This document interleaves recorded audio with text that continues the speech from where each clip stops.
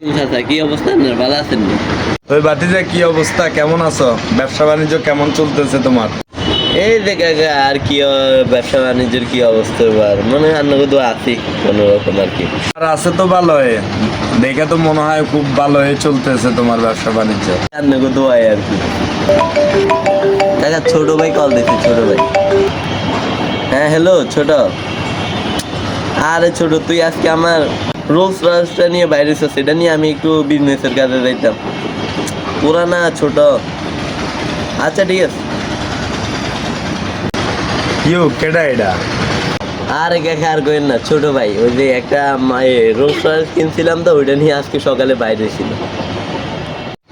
তো যাক, সমস্যা কি? ছোট ভাই তো বাইরেছে।